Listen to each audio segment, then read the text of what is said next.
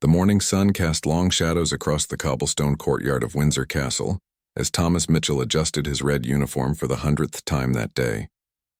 His black bearskin hat sat perfectly straight on his head, and his polished boots reflected the early light like mirrors. Thomas had been a member of the Queen's Guard for 3 years, and he took immense pride in his duty to protect the royal family and maintain the dignity of the monarchy. At 25 years old, Thomas was considered one of the most disciplined guards in his regiment. He could stand motionless for hours, his face expressionless, his eyes fixed straight ahead. Tourists would often try to make him laugh, smile, or even blink, but Thomas never broke character. His fellow guards respected him for his unwavering commitment, and his superiors had noticed his exceptional dedication.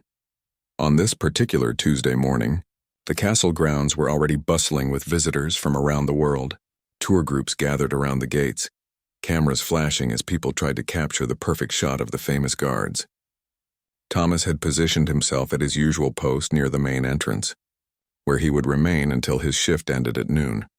Among the crowd of tourists, a young man named Jake Peterson wandered with a mischievous glint in his eye.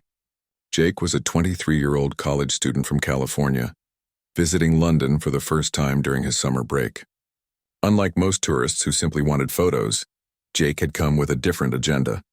He had spent weeks researching the Queen's Guard online, watching videos of other tourists attempting to get reactions from the stoic soldiers. Jake considered himself something of an internet personality back home. His social media accounts were filled with pranks and stunts that had earned him a modest following of several thousand people. He live-streamed his adventures, and his followers were always hungry for more outrageous content. The Royal Guards represented the ultimate challenge for someone like Jake. These were professionals trained never to react, no matter what happened around them.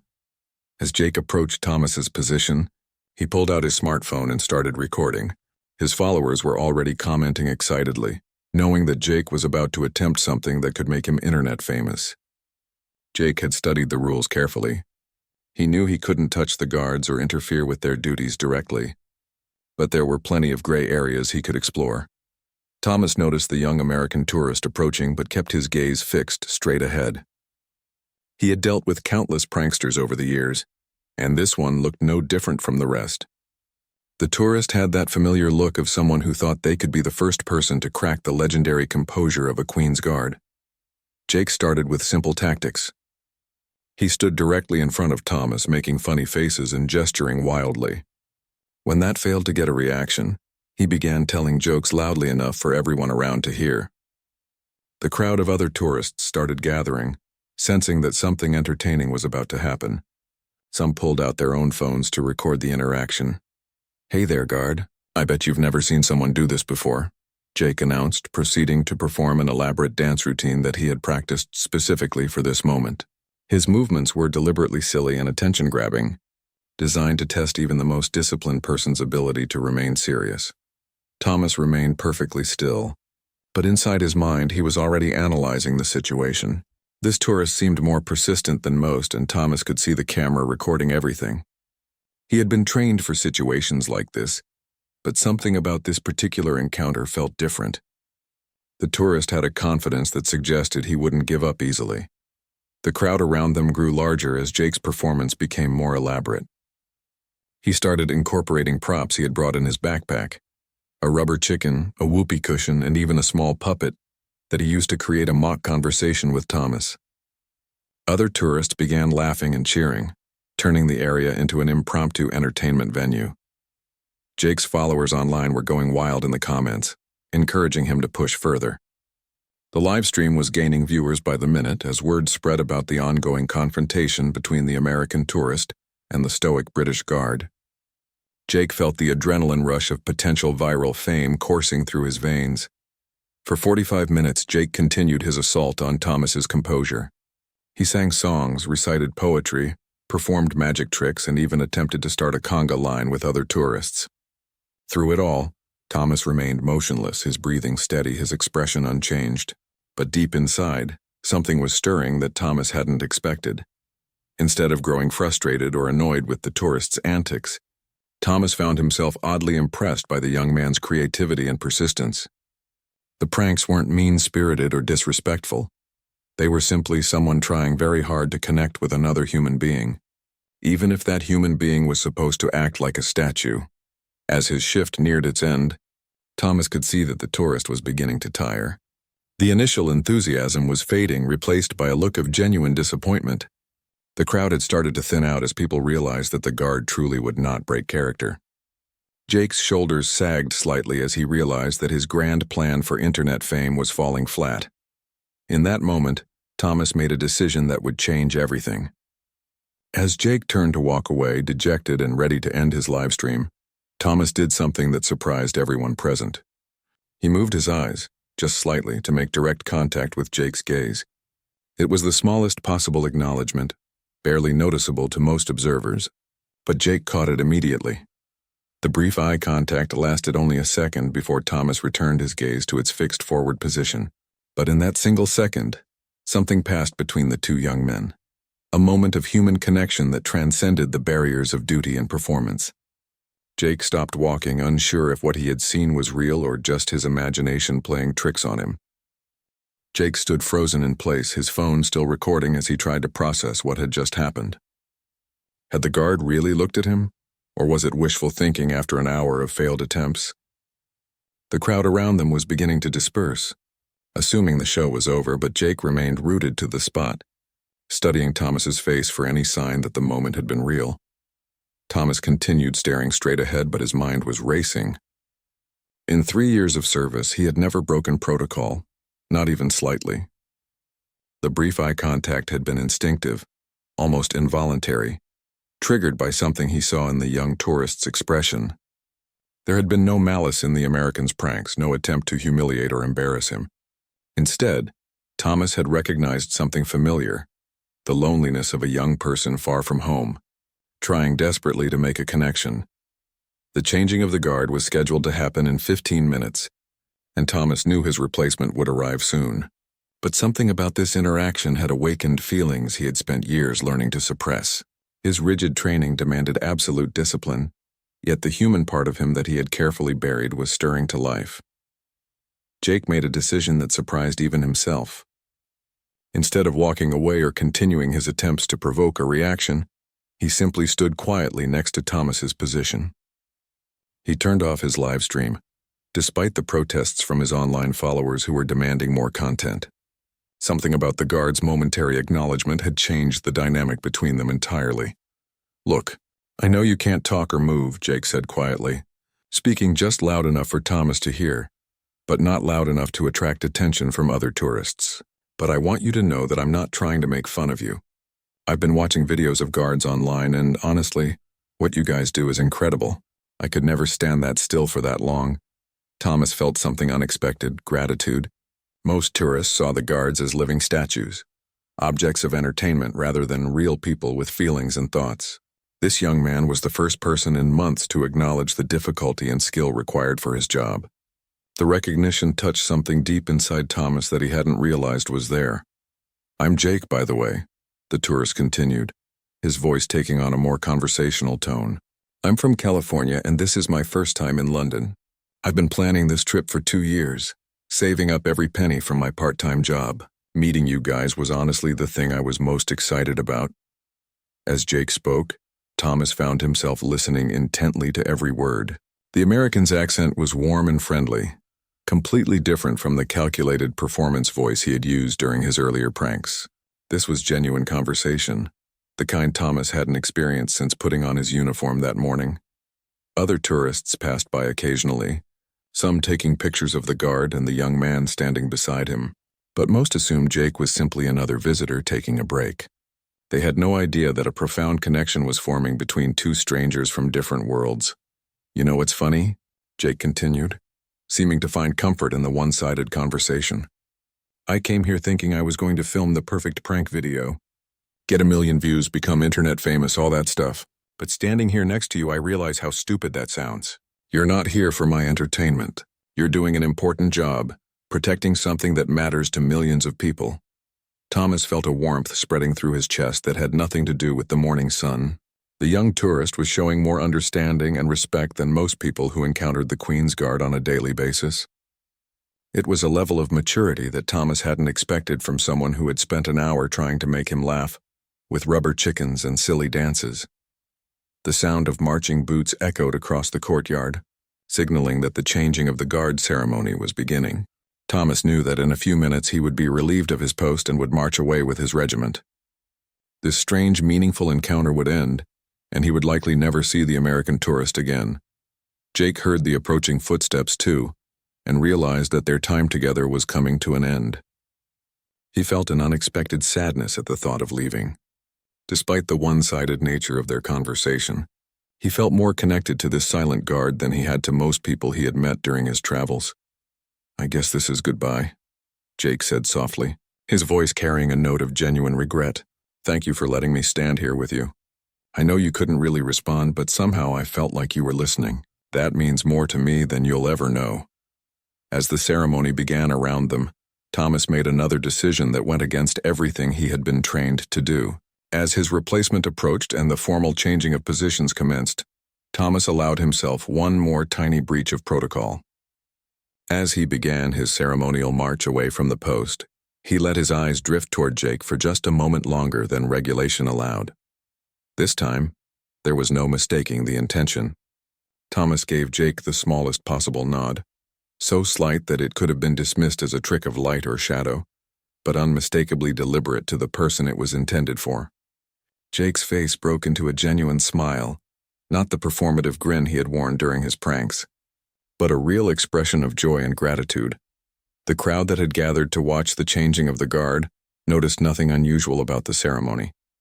The precision, timing, and formality proceeded exactly as it had thousands of times before. But for Jake and Thomas, everything had changed. A connection had been made that transcended the boundaries of duty, nationality, and circumstance. As Thomas marched away with his fellow guards, he carried with him the memory of a conversation that had reminded him why human connection mattered, even in the most formal and restrictive circumstances. And Jake stood watching the ceremony with tears in his eyes, understanding for the first time that sometimes the most meaningful interactions happen not through grand gestures or viral moments, but through quiet recognition of each other's humanity. Jake wandered through London for the rest of the day, but his mind kept returning to his encounter with the guard. He visited the Tower of London, walked across Westminster Bridge, and took countless photos, but nothing captured his attention the way those brief moments of connection had. That evening, sitting in his small hotel room, he found himself staring at the footage he had recorded, but he couldn't bring himself to edit it into the prank video he had originally planned. His phone buzzed constantly with messages from friends back home asking when he would post the guard video. His social media followers were growing impatient, having seen his live stream cut off abruptly just when things seemed to be getting interesting. But every time Jake looked at the raw footage, he saw something different than what his audience expected to see. Instead of a successful prank or a funny failure, Jake saw a story about respect, patience, and unexpected human connection. The guard's slight nod and brief eye contact weren't moments of weakness or broken protocol. They were acts of kindness from someone who had recognized another person's genuine attempt to connect. Jake realized that turning this into internet entertainment would cheapen something that had been truly meaningful. Meanwhile, Thomas returned to the barracks with his mind in turmoil. His fellow guards noticed his distracted behavior during their evening meal, but Thomas couldn't explain what was bothering him without admitting to his breach of protocol. He had been trained to compartmentalize his emotions, to separate his personal feelings from his professional duties, but the encounter with the American tourist had shaken that carefully constructed barrier. That night, Thomas lay awake in his narrow bunk, replaying every moment of his interaction with Jake. He thought about the young man's genuine curiosity, his respectful tone during their one-sided conversation, and most of all, his apparent understanding of the sacrifice required to maintain the dignity of the Queen's Guard. In 3 years of service, no one had ever acknowledged the difficulty of his job with such sincere appreciation. The next morning brought a new challenge for Thomas. As he prepared for his shift, his commanding officer, Captain Reynolds, approached him with a concerned expression. Reynolds was a veteran of 20 years in the Guards, a man who had seen everything and missed nothing when it came to his soldiers' behavior. "Mitchell," Captain Reynolds said, his voice carrying the authority of decades of military service, I received a report about yesterday's incident with the American tourist. Several witnesses mentioned some unusual behavior during your post duty. Thomas felt his stomach drop, but he maintained his composure. Sir, I remained at my post for the entire duration of my shift. I followed all protocols regarding interaction with civilians. I'm sure you did, Reynolds replied, but his eyes suggested he knew more than he was letting on. However, I want to remind you that our role here extends beyond simple guard duty. We represent something larger than ourselves. The crown, the nation, centuries of tradition. Any deviation from standard protocol, no matter how small, can have consequences we might not immediately understand.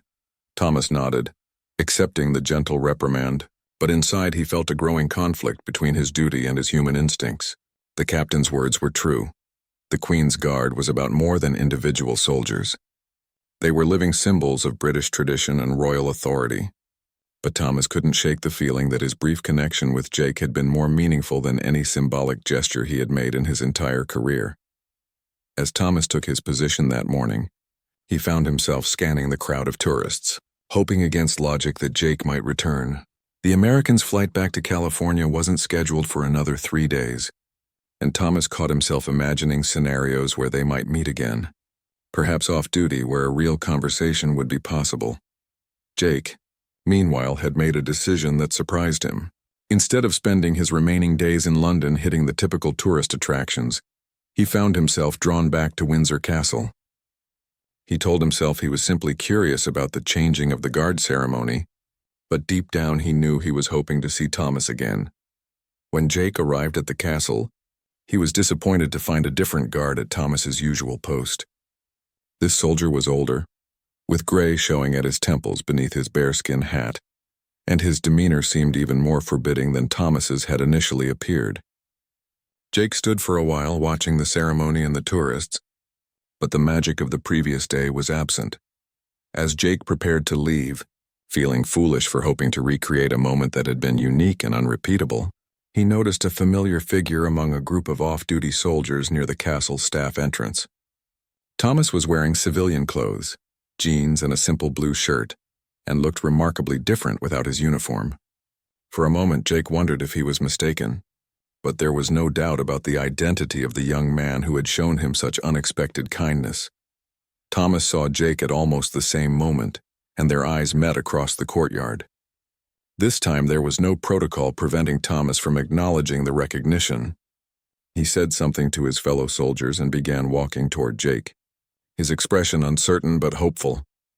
"I didn't think I'd see you again," Thomas said as he approached, his voice carrying a slight nervousness that made him seem younger and more approachable than he had appeared in uniform. "I wasn't sure you'd want to," Jake replied honestly. "I mean, after yesterday I thought maybe I had caused you trouble. I saw your captain talking to you this morning, and you looked pretty serious."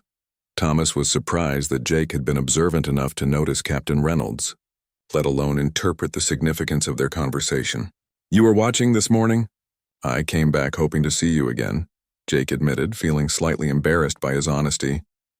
"Yesterday was, well, it was different from what I expected. I wanted to thank you properly for being so patient with my ridiculous pranks." Thomas smiled, the first genuine smile he had allowed himself in months. "Your pranks weren't ridiculous. They were creative, and more importantly, they were kind. Most people who try to get reactions from us are trying to make us look foolish. You were just trying to connect." They stood facing each other in the afternoon sunlight, two young men from different worlds who had found an unexpected common ground. The formal barriers of uniform and duty had been temporarily set aside, allowing them to meet as equals for the first time. Thomas suggested they walk to a nearby pub where they could talk properly, away from the castle grounds and the watchful eyes of his superiors. The Red Lion was a traditional English pub that catered to both locals and tourists, with dark wooden beams and the comfortable atmosphere of a place that had been serving travelers for centuries. As they settled into a corner booth with their drinks, a pint of bitter for Thomas and a Coke for Jake, who didn't drink alcohol, the conversation flowed surprisingly easily. Without the constraints of his official role, Thomas revealed himself to be articulate, thoughtful, and surprisingly funny. Jake discovered that behind the stoic exterior was someone with whom he had more in common than he ever would have imagined. "I have to ask," Jake said, leaning forward with genuine curiosity. "What made you want to become a Queen's Guard? It seems like such a specific career choice." Thomas considered the question carefully, swirling his beer as he thought. "My grandfather was in the Guards during the 1960s. He used to tell me stories about the honor of serving, about being part of something bigger than yourself. When I was younger, those stories made military service sound like the most noble thing a person could do. And now," Jake prompted, sensing there was more to the story. "Now I understand that it's more complicated than that," Thomas admitted. "The honor is real, and I do believe in what we represent. But sometimes the cost of maintaining that symbol feels higher than I expected when I enlisted." Jake nodded thoughtfully. "You mean like not being able to react to people even when they're being friendly?" "Exactly. Yesterday, when you were trying so hard to make me laugh, part of me wanted to respond immediately. Not because your jokes were particularly funny," Thomas said with a grin, "but because I could see that you were genuinely trying to connect with another person. That's such a basic human impulse, and my job requires me to suppress it completely." They talked for 2 hours, covering everything from their childhoods to their dreams for the future.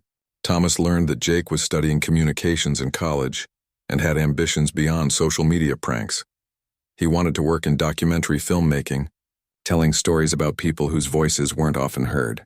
Jake discovered that Thomas had originally planned to study history before joining the military, and that he still harbored hopes of eventually becoming a teacher.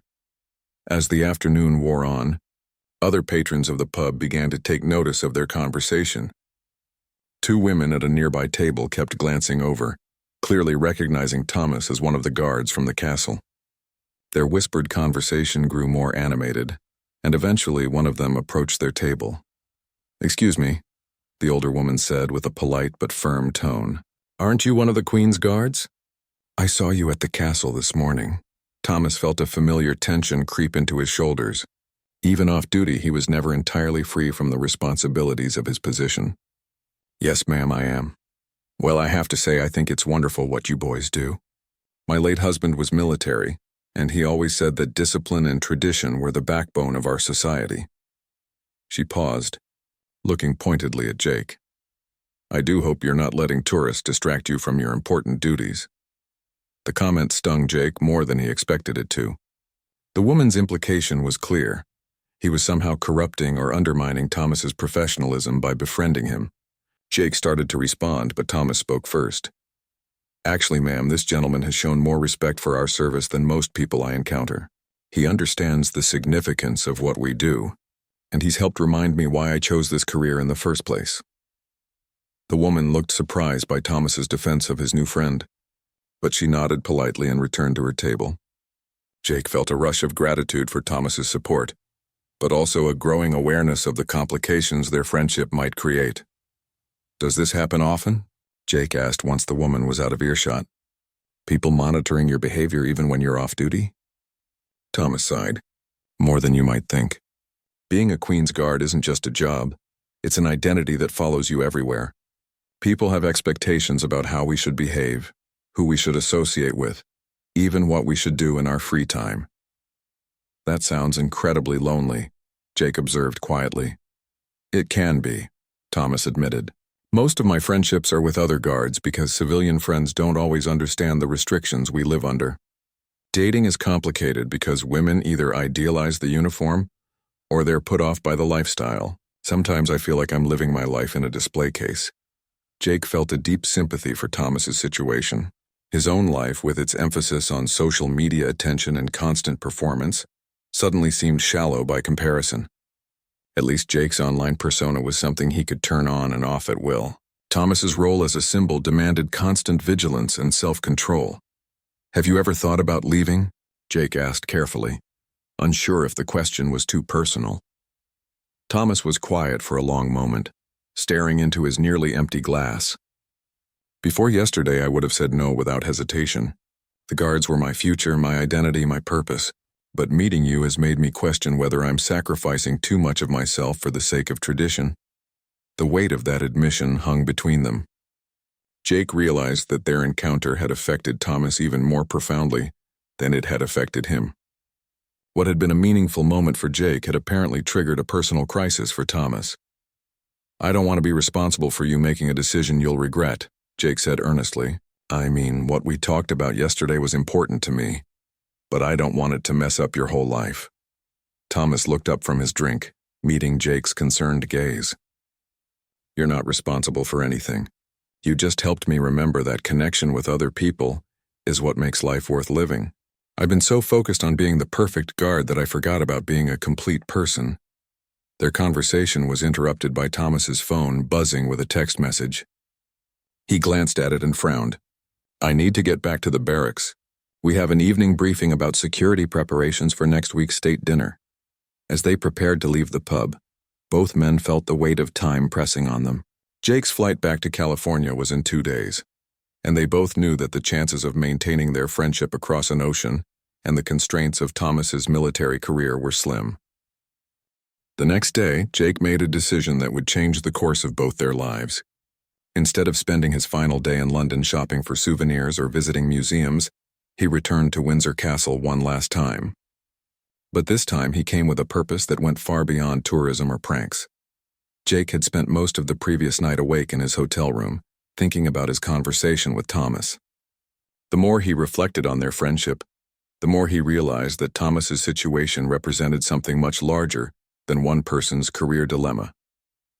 The Queen's guards were human beings performing an inhuman role, expected to suppress their natural instincts and emotions in service of a symbolic ideal.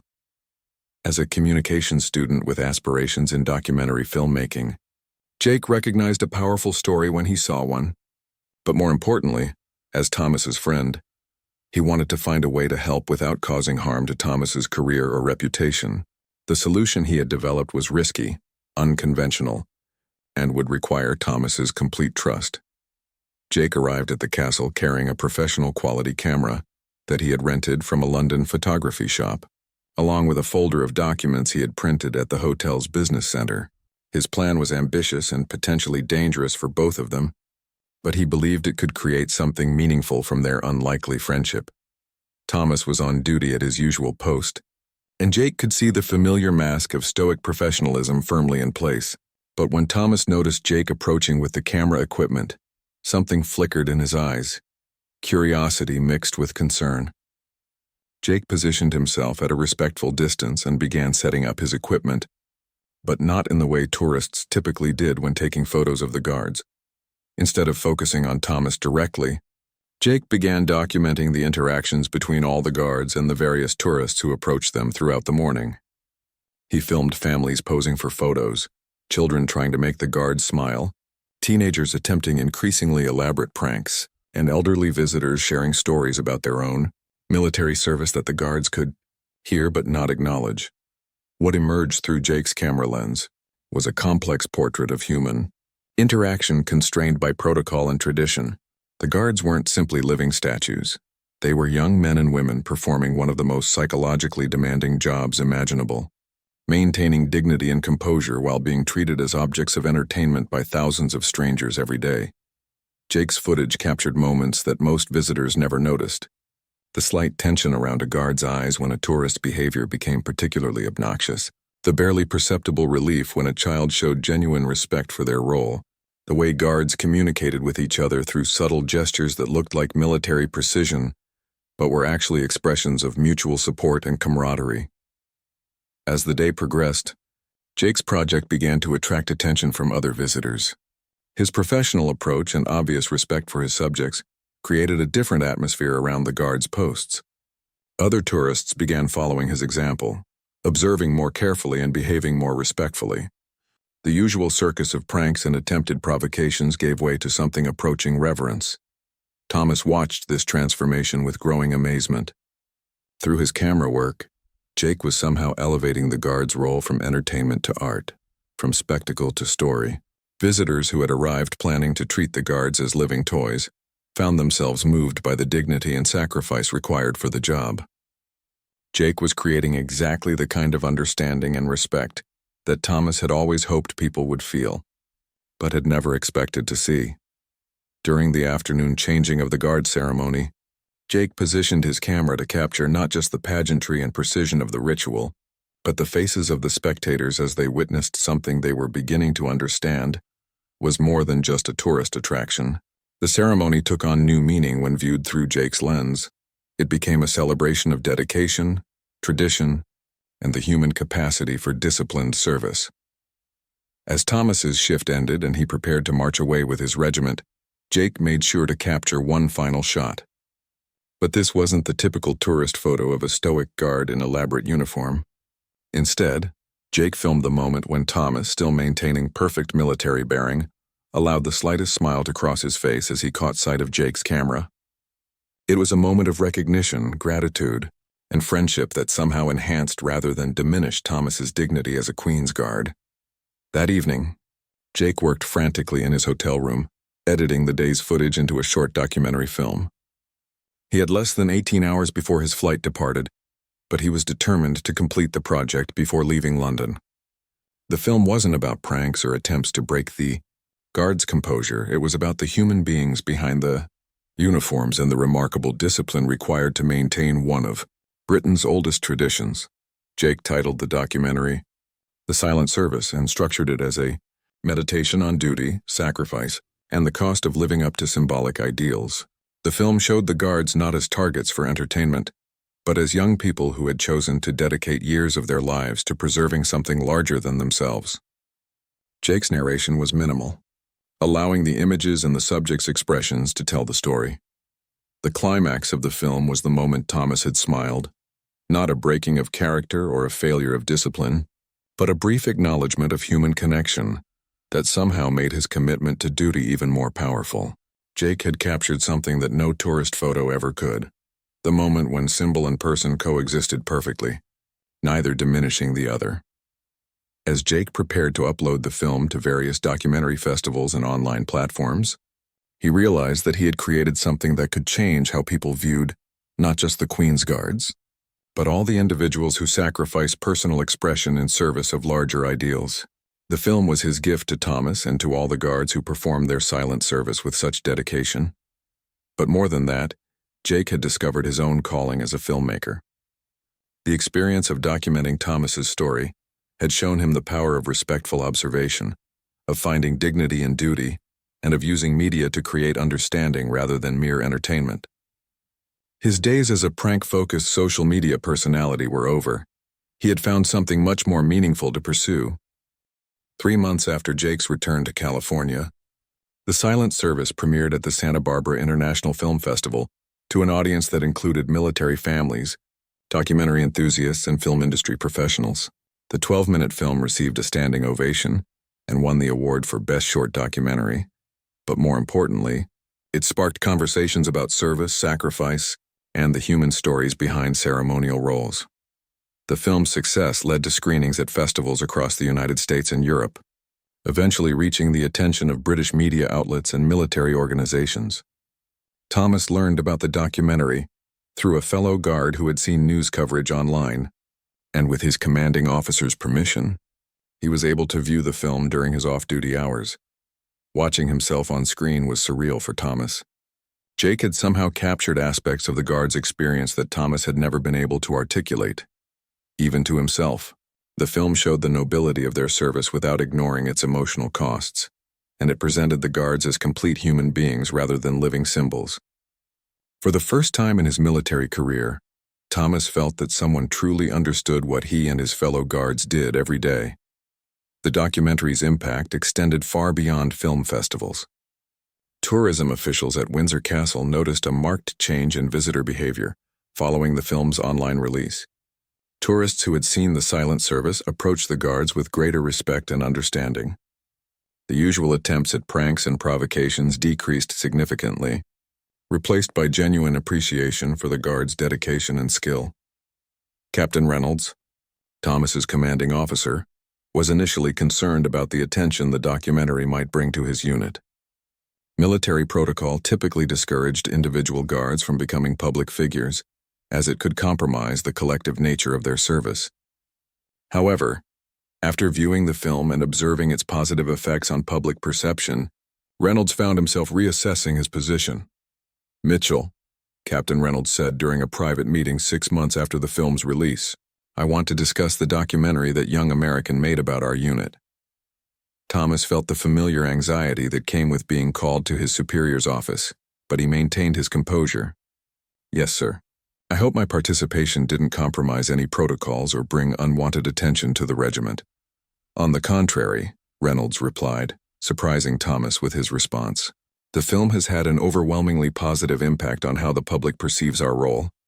Tourism officials report that visitor behavior has improved dramatically, and we've received numerous letters from people expressing newfound appreciation for our service."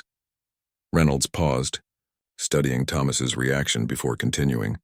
"More importantly, the documentary has sparked interest from military historians and cultural institutions who want to better document and preserve the traditions we represent. The Ministry of Defense is considering commissioning a series of educational materials based on the approach your friend used in his film." Thomas felt a surge of pride, both for Jake's achievement and for the possibility that their friendship had contributed to something meaningful. "Sir, does this mean that the regiment might be open to more projects like this in the future?"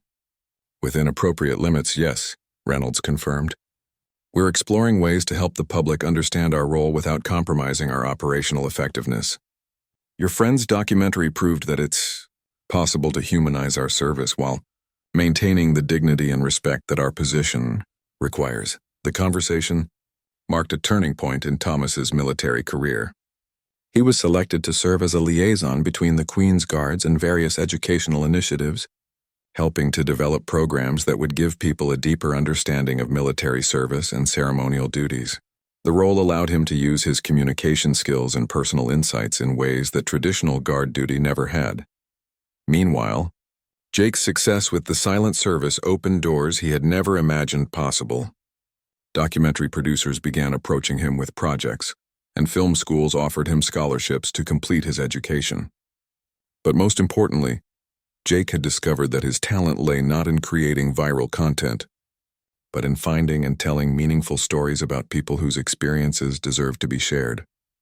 Jake and Thomas maintained their friendship through regular video calls and messages, sharing updates about their respective careers and personal lives. Their bond, forged in those brief moments of connection at Windsor Castle, had grown into something deeper and more lasting than either had expected. They had become each other's bridge between different worlds, Thomas helping Jake understand the values of service and tradition, while Jake helped Thomas see the importance of individual expression and human connection. 2 years after their first meeting, Jake returned to London to film a follow-up documentary about the changes that had occurred in the Queen's Guard's public interactions. Thomas, now serving in his liaison role, was able to participate openly in the project, sharing his perspective on duty, friendship, and the evolution of military traditions in the modern world. The second documentary, titled Beyond the Uniform, explored how individual personalities and human connections could coexist with institutional roles and ceremonial duties. It featured interviews with multiple guards, tourism officials, and visitors, but at its heart was the story of how one tourist's genuine curiosity had led to lasting changes in how an ancient tradition was perceived and preserved. During the filming of the second documentary, Thomas and Jake stood together in the same courtyard where they had first met. Thomas was in civilian clothes, no longer bound by the protocols that had initially prevented him from responding to Jake's overtures. Jake carried the same professional camera equipment he had used to document their story, but now he was an established filmmaker rather than a college student with social media ambitions. "Do you ever miss it?" Jake asked as they watched the current generation of guards performing their duties, with the same precision and dedication that Thomas had once displayed. "The standing perfectly still for hours? Not particularly," Thomas replied with a laugh. "But I miss the simplicity of it sometimes. There was something pure about having such a clearly defined role even if it was restrictive.